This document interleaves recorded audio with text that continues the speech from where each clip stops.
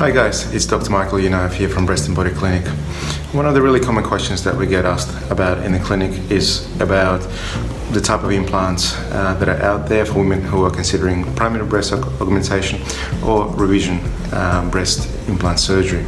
Today I just wanted to quickly run through some of the common things that we go through in this consultation, namely about what type of implants are out there.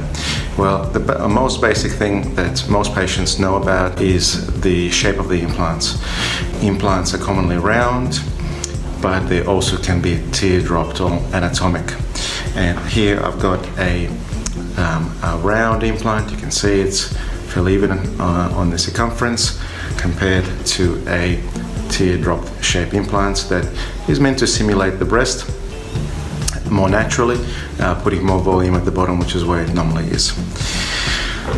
Other things that need to be taken into account when considering what type of breast implants to put in is what goes inside the implant. Vast majority of implants these days that we use are the implants that have silicone, medical grade silicone inside of them. This has been tested and is safe. It also has better properties than the alternative, which is the saline, which is perhaps may sound a little bit safer, but does come with its own set of problems. It has been used for a long time, particularly in the United States, where silicone was temporarily not available for a decade or so. But outside of the United States, silicone is the preferred option and still is the preferred option in the vast majority of cases. There are some patients who prefer saline, and if you're one of those patients, we're happy to discuss the pros and cons with you. And if that's your choice, then that's what we will use. The next thing to think about is what is the shell of the implant.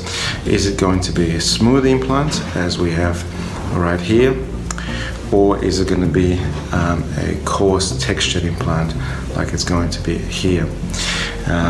There is also different levels of texturing.